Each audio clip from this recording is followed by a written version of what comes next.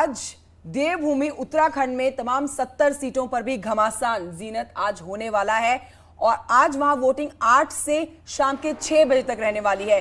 थोड़ा सा ही समय बाकी है जब वहां पर भी घरों से लोग बाहर निकलना शुरू हो जाएंगे। 70 सीटों पर वोट डालने के लिए 13 जिलों की 70 सीटों पर आज वोट डाले जाने वाले हैं उत्तराखंड में। और वहां की हॉट सीटों की अगर बात करें जिन पर सबकी निगाहें रहने वाली हैं, लाल कुआं की विधानसभा सीट, चौबट्टा खाल विधानसभा सीट, खटीमा विधानसभा सीट जहां से खुद मुख्यमंत्री पुष्कर सिंह धामी चुनावी मैदान में हैं, हरिद्वार ग्रामीण विधानसभा सीट, ये तमाम बड़ी सीटें, वीवीआईपी सीटें, खास महत्वपूर्ण सीटें आप कह लीजिए जिस पर घमासान बहुत खास है और इस बार त्रिकोणीय मुकाबला कई जगहों पर देखा जा रहा है। बिल्कुल, तो आम आदमी पार्टी भी मैदान में है। यूं तो हमेशा कभी कांग्रेस कभी बीजेपी की सरकार बनी, लेकिन इस बार आम आदमी पार्टी भी मैदान में है और उन्होंने जिस तरह से दावा किया है जीत का और फ्री फॉर्मूला जो दिल्ली का है वो लेकर उत्तराखंड में भी आते हैं। अब जो हम लगातार जिक्र कर रहे हैं कि अब लोग घरों से निकलने शुरू हो गए हैं, वोट डालना यूपी में शुरू हो चुका है, उत्तराखंड में भी अब से कुछ देर में शुरू हो जाएगा। आप जानते हैं पहाड़ी राज्य है, इस वजह से जो है थोड़ी सी आप देखते हैं कि वहाँ पर मौसम थोड़ा अलग होता है, थोड़ी तब्दीलियाँ होती हैं, पहाड़ी क्षेत्र है। अब हम कुछ ग्राफिक्स के जरिए आपको जानकारी देते हैं और आप जो है समझ सकते हैं किस तरह से ये चुनाव बहुत दिलचस्प है। देखिए, उत्तराखंड की बात कर रहे हैं, सुबह 8 बजे से मतदान शुरू हो जाएगा 70 सीटों पर। ये दिलचस्प जानकारी आपको दे रहे हैं। 13 जिलों की 70 सीटें, हॉट सीट्स का भी जैसे कंचन ने जिक्र भी किया, बहुत महत्वपूर्ण है।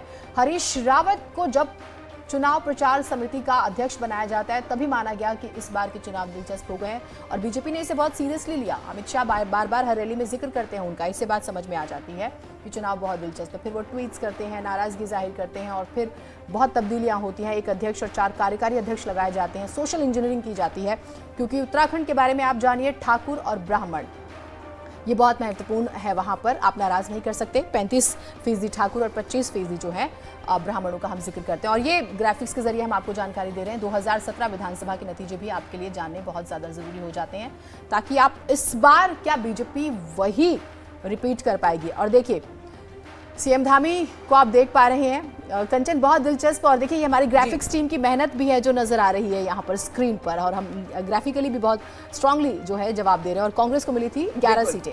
बिल्कुल, कांग्रेस को 11 सीटें मिली थी। ये पिछली बार यानी कि 2017 की बात कर रहे हैं। अगर हम सीएम धामी की बात करें यहाँ पर तो मुकाबला काफी कड़ा माना जा रहा है। आम आदमी पार्टी का भी तड़का बीच में लगा है, तो त्रिकोणीय मुकाबला है। 2 बार के वो विधायक हैं लेकिन तीसरी बार हैट्रिक कर पाते हैं, ले पाते हैं नहीं, ये बहुत दिलचस्प है। लेकिन आप जो ग्राफिक्स के जरिए जो बलून आपके सामने उड़ के आ रहे हैं, आप इनसे समझिए पिछली बार का हाल, किस पार्टी को कितनी सीटें मिली थी। और कुछ तस्वीरें भी आपको दिखा रहे हैं, तस्वीरों के जरिए भी आप समझिए किस तरह से जो है ये अलग अलग जगहों पर आप देखिए, खटीमा, लाल कुआं, हरिद्वार शहर, बाजपुर, ये सुपर हॉट सीट्स हैं। गणेश गोदियाल, प्रीतम सिंह, सतपाल महाराज और उसके बाद हम डीडी हाट सीट का भी जिक्र कर रहे हैं। और उत्तराखंड तो स्टिंग्स के मामले में लगता है मास्टर है, फिर एक स्टिंग सामने आया है, खटीमा सीट का हम जिक्र करेंगे। लेकिन ये तैयारियां, उत्साह, प्रचार प्रसार जिस तरह से हुआ, हम हर तस्वीर के जरिए आपको दिखा रहे हैं किस तरह से सभी पार्टियां जो हैं दमखम आजमाए हुए। और कंचन, बहुत दिलचस्प उत्तराखंड के बारे में कि कोई भी गवर्नमेंट रिपीट नहीं हुई जी। तो ये क्या इस बार बीजेपी को इस जादू करेगी, बड़ा दिलचस्प ये भी रहेगा जानना। दिलचस्प बहुत सी बातें हैं। मिथक, अगर हम उत्तराखंड के चुनाव की बात करते हैं जीनत, तो मिथक शब्द का जिक्र जरूर होता है। रामनगर की सीट जो है उसमें सबसे बड़ा मिथ ये माना जाता है कि जो भी उम्मीदवार वहां से जीतता है सरकार उसी पार्टी की बनती है। तिवारी जी देख लीजिए, रामनगर सीट से जीते थे और मुख्यमंत्री बने।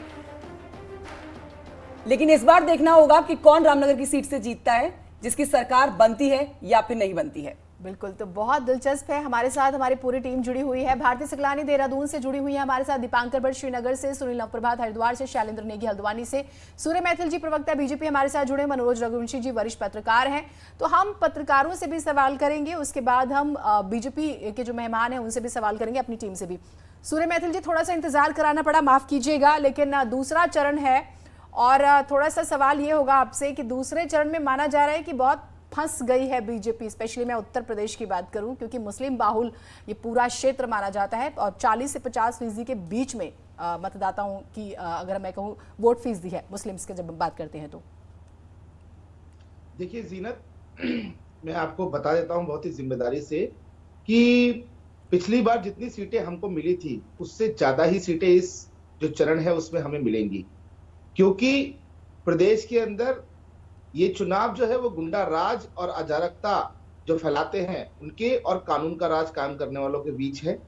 5 साल में प्रदेश के अंदर जिस प्रकार से बिना किसी जाति, मत, पंथ, मजहब को देखे बिना सरकारी सहायता और सरकारी योजनाओं का लाभ प्रदेश के हर नागरिक को मिला है, ये चुनाव उनके बीच है और उनके बीच है जो कि केवल जाति, मत, पंथ देखकर योजनाओं का लाभ देते हैं। और आपको मैं बता देता हूं कि जिस प्रकार से प्रदेश के अंदर समाजवादी पार्टी ने अराजकता फैलाई थी 2012 से 2017 के बीच में, और उसके बाद 2017 से 2022 के बीच में जो विकास की गंगा डबल इंजन की सरकार प्रदेश के अंदर काम कर रही है, ये चुनाव उसके और उसके बीच है। और मैं आपको बता दूं कि प्रदेश के अंदर पहले चरण के अंदर भारतीय जनता पार्टी ने क्लीन स्वीप किया है। इस चरण में भी भारतीय जनता पार्टी बहुत ही अच्छे मार्जिन से, जहां हमने पिछली बार सीटें ली थी उससे प्लस सीटें करके हम चुनाव जीत रहे हैं। और इसका जो 2 सवाल है, उसका जवाब आप सोच कर रखिएगा। क्या इस क्षेत्र की 55 सीटों में, मैं स्पेशली आपसे डायरेक्ट पूछ लेती हूँ, क्या मुसलमानों का भरोसा बीजेपी जीत पाई है? दूसरा सवाल यह रहेगा कि आजम खान जिस तरह से कैंपेनिंग हुई और आरोप लगाया गया कि जानबूझ के टारगेट किया गया, तो क्या उसका नुकसान होगा? इसका जवाब सोच के रखिएगा। कंचन, बिल्कुल लौटेंगे इनके पास, क्योंकि दावे तो भर भर के किए जा रहे हैं। नतीजे घोषित हो जाएंगे सर 10 मार्च को। आपके दावों पर जनता कितना खरा उतरती है, जनता आपको कितना वोट देती है, ये तब साफ हो जाएगा। लेकिन फिलहाल हम हरिद्वार की तरफ जीनत रुख करते हैं, जहां से शैलेंद्र नेगी हमारे साथ मौजूद हैं। उनसे जल्दी से एक अपडेट लेते हैं। शैलेंद्र नेगी, बस थोड़ा सा ही समय बच गया है वोट शुरू होने का, मतदान देने के लिए लोगों का घरों से निकलने का, 8 बजे का समय। इस समय क्या अपडेट है, क्या हलचल बनी हुई है पोलिंग बूथ पर? देखिए, इस समय हम हल्द्वानी के एक मॉडर्न पोलिंग बूथ में मौजूद हैं और यहां पर जबरदस्त हलचल देखने को मिल रही है। अभी मतदान के लिए 15 से 20 मिनट का वक्त है, लेकिन मैं कुछ लाइनें आपको दिखाऊं। इधर रेड कारपेट बिछाया गया है, जो मतदान के लिए आएंगे वोटर्स उनके लिए रेड कारपेट बिछाया गया है। और इस तरफ मैं आपको दिखाऊं, ये लाइनें बता रही हैं कि किस तरीके का उत्साह आज पूरे दिन भर उत्तराखंड विधानसभा चुनाव को लेकर के रहने वाला है। इन लोगों से बात करते हैं, किन मुद्दों पर सर वोट करने के लिए आए हैं, किन मुद्दों पर वोट करने के लिए? हमें विकास चाहिए, आने वाले भविष्य के लिए अच्छा निकले, उसी नेता को हम चुनेंगे। उसी नेता को चुनेंगे। इस तरफ देखिए, कुछ महिलाओं के चेहरे मैं आपको दिखाता हूं। ये महिलाएं भी यहां पर पहुंच गई हैं, कुछ नई बच्चियां। बेटा, आप पहली बार की वोटर बनी हुई हैं इस बार, किस मुद्दे पर वोट कर रही हैं? थोड़ा इस तरफ देख के बताइए जरा। मैं मतलब महिलाओं की सुरक्षा मेरे लिए ज्यादा इम्पोर्टेंट है अभी। महिलाओं की सुरक्षा। बेटा, आप भी पहली बार की वोटर हैं इस बार? Second time. तो किस मुद्दे पर वोट? शिक्षा नीति में बदलाव होना चाहिए। शिक्षा नीति में बदलाव होना चाहिए। शिक्षा नीति में बदलाव होना चाहिए। नई शिक्षा नीति से नई शिक्षा नीति है, लेकिन मतलब अभी जैसे टीचर्स नहीं मिलते हैं पढ़ाने को। बेसिक जड़ तो तुम्हारी स्टार्टिंग में पढ़ने से होती है ना। अब वो टीचर्स अवेलेबल ही नहीं है तो बच्चा कहाँ से पढ़ेगा? आप किस मुद्दे पर पहली बार की वोटर हैं आप?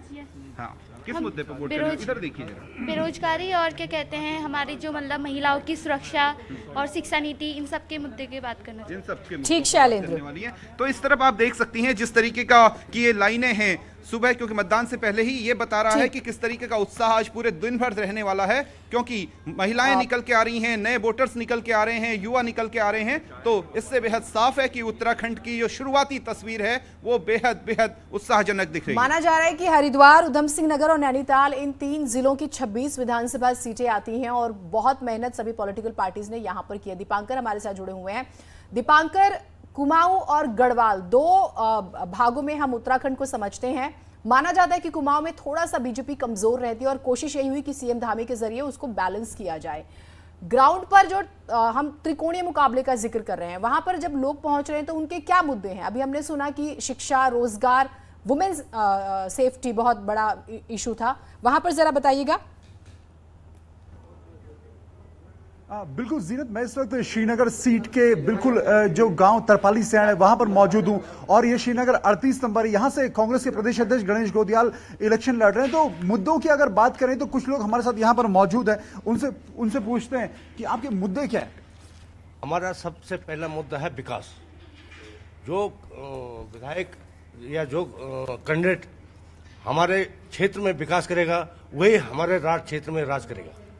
तो बेरोजगारी, महंगाई, इसको भी आप मानते हैं? ये तो बहुत ही सब यहाँ बेरोजगारी तो पूरी बेरोजगारी है। बेरोजगारी तो ऐसा है यहाँ पर जैसे जो है सड़क में जो कंकड़ पत्थर होते हैं। हम लोग पूरे बेरोजगार हैं, पूरे गरीब हैं, यहाँ कोई देखता नहीं है। तो हमने एक ही नारा दिया, जो हमारा देखभाल करेगा वही हम पे राज करेगा। जीनत, जो हमारी देखभाल करेगा वही यहाँ पर राज करेगा। और यहाँ पर जिस सीट पर मौजूद है, श्रीनगर सीट है, इसके अलावा गढ़वाल में 41 सीटें हैं, कुमाऊं में 29 सीटें। और जो बात आपने कही कि कांग्रेस कहीं ना कहीं थोड़ी ठीक स्थिति में रहती है कुमाऊं में, और बीजेपी की थोड़ी स्थितियां वहां पर थोड़ी मुश्किल स्थितियों का सामना करना पड़ता है। लेकिन मुख्यमंत्री पुष्कर सिंह धामी वहां पर इस वक्त खटीमा में उम्मीद है कि बीजेपी वहां से इस बार बैलेंस करेगी और ओवरऑल 70 सीटों के जो नतीजे 10 मार्च को आएंगे उसमें कौन पार्टी जीतेगी इसका फैसला आज होने वाला है, जब वोटर्स वोटिंग करने वाले हैं। जीनत, बिल्कुल ठीक है, लौटेंगे आपके पास। भारती सकलानी की तरफ चलते हैं, देहरादून से हमारे साथ इस समय लाइव मौजूद हैं। भारती सकलानी, मौसम का मिजाज कैसा है, और अब थोड़ा सा ही समय बाकी रहा है जब वोटिंग शुरू हो जाएगी, तो इस समय में वहां पर क्या हलचल बनी है, ये अपडेट हमारे दर्शकों को दीजिए। और वोटिंग के लिए तैयारियां पूरी हो चुकी है?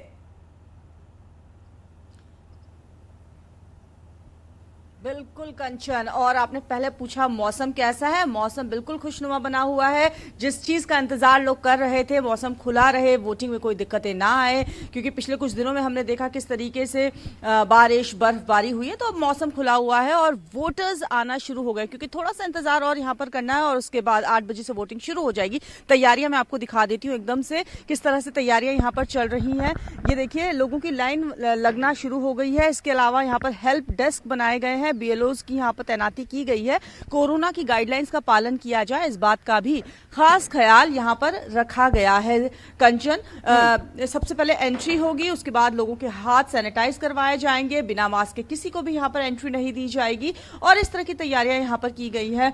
बूथ पर लोगों की लाइनें लगना शुरू हो रही हैं। हालांकि अभी थोड़ा इंतजार और यहाँ पर करना है, उसके बाद वोटिंग की प्रक्रिया यहाँ पर शुरू हो जाएगी। लेकिन इस बार जिस तरीके से पूरे प्रदेश भर में, अभी शैलेंद्र को हम सुन रहे थे, जैसे कोई हलचल होगी जरूर बताइएगा। पहला वोटर भी हम अपने उत्तराखंड का दिखाएंगे अपने दर्शकों को। देखिए, पहाड़ी राज्य है, 8 बजे से वहां पर शुरू हुई है।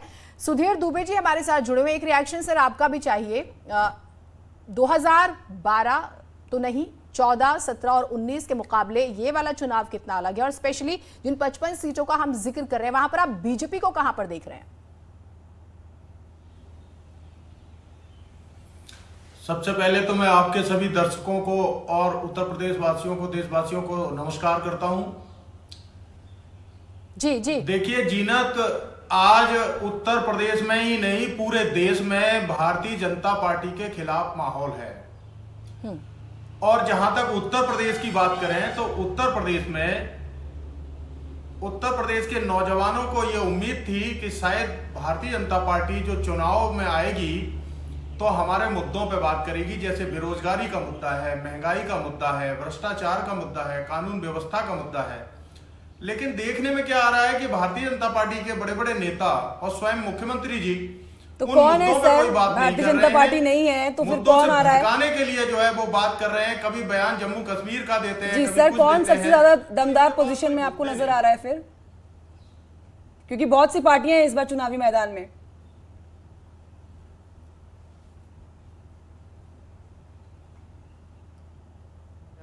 और मतदान करें, मतदान के बाद ही अपना जलपान करें। सब लोगों से अपील है कि सब लोग मतदान जरूर करें। Uttarakhand chief minister Pushkar Singh Dhami is with. Pushkar Singh Dhami को आपने सुना, वो कह रहे थे पहले आप मतदान करें फिर जलपान करें, और रिएक्शंस लेंगे, चर्चा होगी, हर सीट पर होगी। सुनील, एक बार फटाफट से अपडेट्स दे दीजिएगा वहां के। हम अभी मुख्यमंत्री को सुना रहे थे, और इस बार तो उत्तराखंड में आम आदमी पार्टी भी मैदान में आई हुई है फ्री फॉर्मूले के साथ।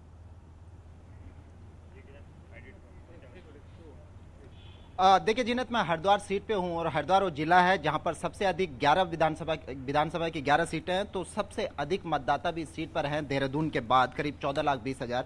आप देखिए, मैं भगवान दास संस्कृत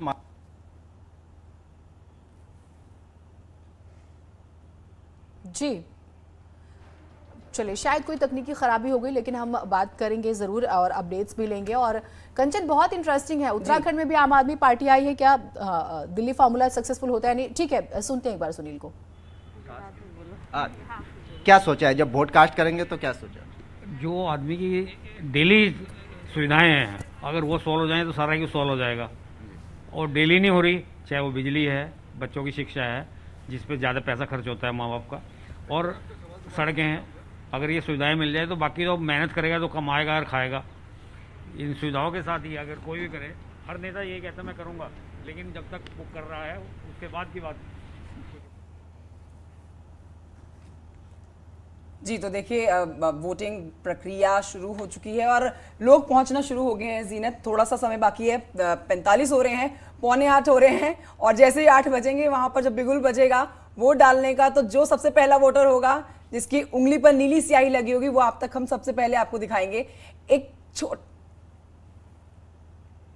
और काउंटडाउन आप हमारी टेलीविजन स्क्रीन पर ऊपर देख भी पा रहे हैं। उत्तराखंड का मतदान देखिए बाकायदा सेकंड्स के हिसाब से भी हम आपको दिखा रहे हैं, तो आप तैयार रहिए। अगर आप उत्तराखंड निवासी हैं, आपके यहाँ तो एक ही बारी में एक ही चरण में मतदान होना है, तो फिर बिना लापरवाही के निकलिए और मुख्यमंत्री की अपील को सुनिए। पहले मतदान फिर जलपान, ये बहुत जरूरी भी है। और जैसे हम हॉट सीट्स का जिक्र भी कर रहे थे, उस पर भी हम बात करेंगे, लेकिन हाँ, आपसे जो सवाल था सुधीर दुबे जी, जैसे कंचन ने भी पूछा कि आपने कहा कि पूरे देश में बीजेपी के खिलाफ नाराजगी है, तो टफ फाइट किस किस के बीच में है?